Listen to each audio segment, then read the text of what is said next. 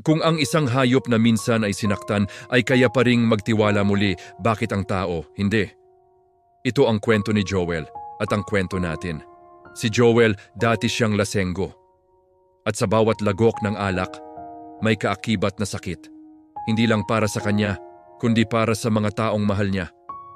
Mga kaibigan na tinalikuran, pamilya na nasaktan, at higit sa lahat, ang sarili niyang winasak. Ang pagtingin niya sa salamin, isang estranghero ang nakikita niya.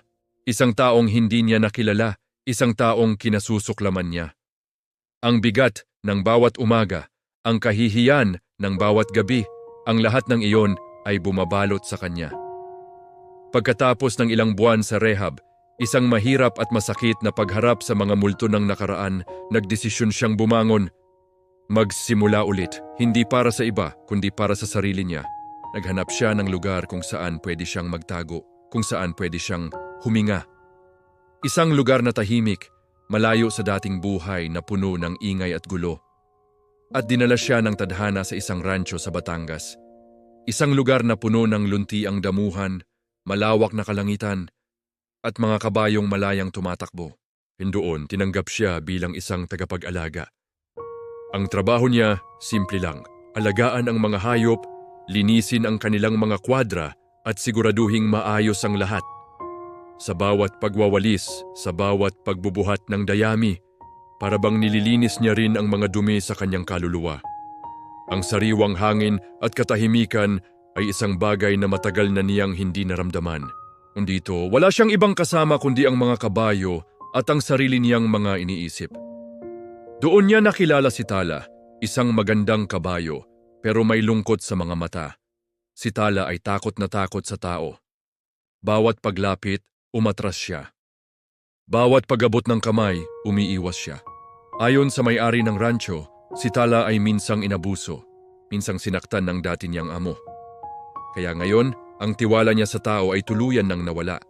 Ang bawat tao, sa paningin niya ay isang banta. Habang pinagmamasdan ni Joel si Tala mula sa malayo, may nakita siya sa kabayo na hindi nakikita ng iba. Nakita niya ang sarili niya, pareho silang sugatan, pareho silang takot. Pareho silang nagtatago mula sa sakit ng nakaraan. Pareho silang kailangang matutong magtiwala muli. At doon, sa gitna ng katahimikan ng Batangas, nagsimula ang isang maliit na himala. Isang proseso ng paghilom na hindi inaasahan. Araw-araw, pagkatapos ng kanyang mga gawain, pumupunta si Joel sa kulungan ni Tala. Hindi niya ito ginugulat. Hindi niya ito pinipilit. Umupo lang siya sa isang sulok sa lupa, tahimik, naghihintay. Minsan may dala siyang mansanas o karot, pero inilalapag niya lang ito sa sahig, malayo sa kanya. At hinahayaan si Tala na kusang kumuha kung gugustuhin nito. Walang galit. Walang pagmamadali. Walang anumang puwersa. Ang tanging alay niya ay pasensya at presensya. Sa mga unang araw, hindi man lang siya tinitingnan ni Tala. Nakatayo lang ito sa pinakamalayong sulok. Ang mga mata ay puno ng pag-aalinlangan, ngunit hindi sumuko si Joel. Alam niya ang pakiramdam na piliting gawin ang isang bagay na hindi mo pa kaya. Alam niya ang pakiramdam na husgahan ka dahil sa mga sugat na hindi nakikita ng iba. Mahaba ang naging proseso. 1 linggo, 2 linggo, 1 buwan. May mga araw na tila may pag-asa.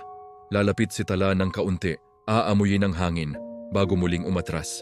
Pero may mga araw din na tila mas lumalayo pa siya na para bang sinasabi, "Huwag kang lumapit, sasaktan mo lang din ako." Sa mga panahong iyon, maraming beses naisip ni Joel na sumuko. Ano bang ginagawa ko rito? Isang kabayo lang to. Baka wala na talagang pag-asa, bulong niya sa sarili. Pero sa bawat pagdududa, may isang bagay na bumabalik sa kanya. Sa bawat haplos ng hangin, sa bawat pagtingin niya sa mga mata ni Tala, naramdaman niya, pareho sila. Parehong kailangan ng oras. Parehong kailangan ng espasyo para humilom. Ang pagtulong kay Tala ay naging pagtulong niya na rin sa sarili niya. Kaya nagpatuloy siya. Araw-araw, parehong ritual. Uupo, maghihintay, hihinga, walang salita. Tanging ang tunog lang ng hangin at ang pagtibok ng 2 pusong parehong basag. Hanggang isang umaga, Habang nakaupo si Joel sa lupa, nakapikit at ninanamnam ang sikat ng araw, naramdaman niya ang isang pagbabago sa hangin. Pagmulat niya ng kanyang mga mata, nakita niya si Tala.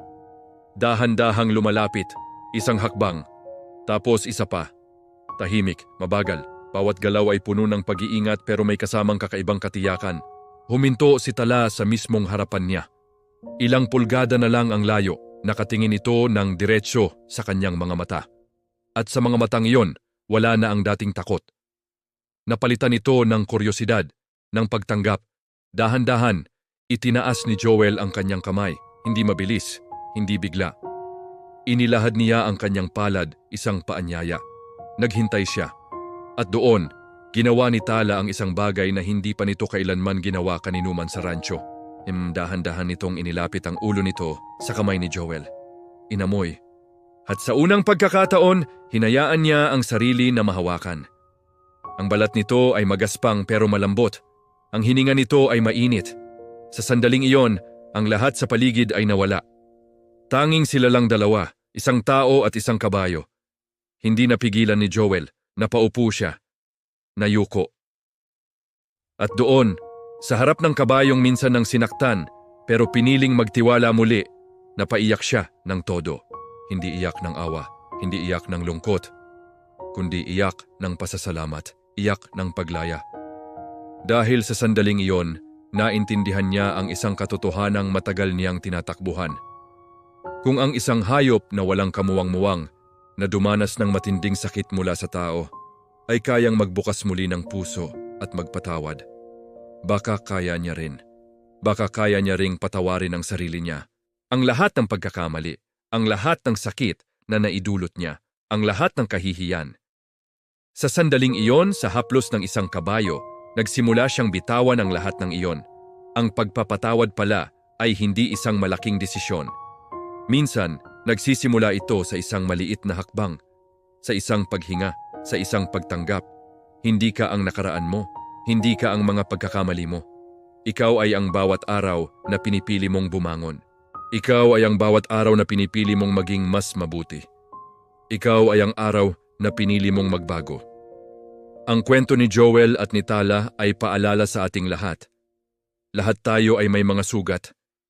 Lahat tayo ay may mga pinagsisisihan. Pero lahat din tayo ay may kakayahang magpatawad, lalo na sa ating mga sarili. Ang paghilom ay hindi madali, pero laging posible. Ngayon, gusto kong itanong sa iyo, ano ang isang bagay na kailangan mo na ring patawarin sa sarili mo?